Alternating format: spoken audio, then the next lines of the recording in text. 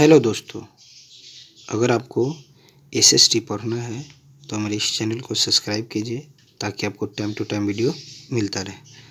जैसा कि हम लोगों ने पार्ट 1 में नेशनलिज्म इन इंडिया के कुछ मुख्य बातों पर चर्चा की थी। आज हम लोग चर्चा करेंगे नेशनलिज्म इन इंडिया में राष्ट्रवाद के क्या क्या कारण थे। Due to the rise of nationalism, The rise of nationalism in India was the result of the collaboration of various forces and cases. पहला कारण था political reasons. The most important role in national consolidation in Indian politics, all related to the administrable politicals of the British government in some way or the other. British rule imperialist policy dresses. British शासक साम्राज्यवादी नीति के पोषक थे। With the proclamation of Queen Victoria in 1858, all the native kingdoms came under the British empire. सन 1858 में महारानी Victoria के उद्घोषणा के साथ ही सभी देशी राज ब्रिटिश साम्राज्य के अधीन आ गए। आगे देखते हैं, in the year 1878 the then viceroy Lord Lytton passed the Vernacular Press Act and imposed a strict ban. Lord Lytton उस समय वायसराय थे जिसने वर्नाक्युलर प्रेस एक्ट पारित किया और प्रेस पर कठोर प्रतिबंध लगा दिया।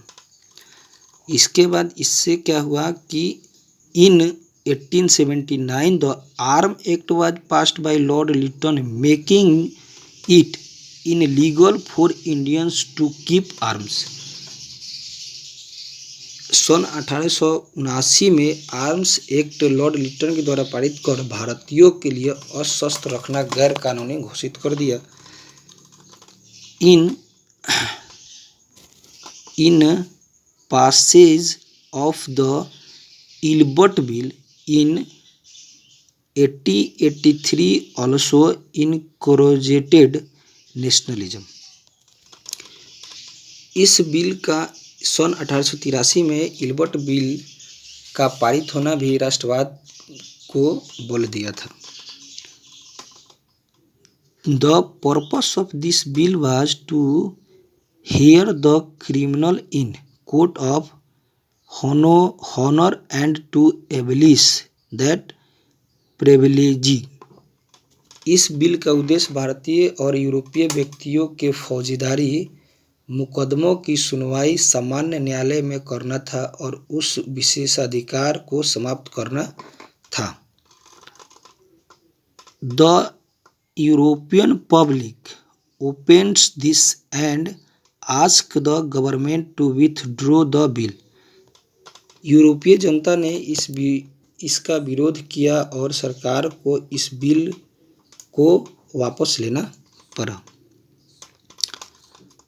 In 1899, Lord Curzon passed the Kolkata Corporation Act, which regarded the number of elected members and increased the number of non-elected members in the municipality. Thank you दोस्तों, धन्यवाद।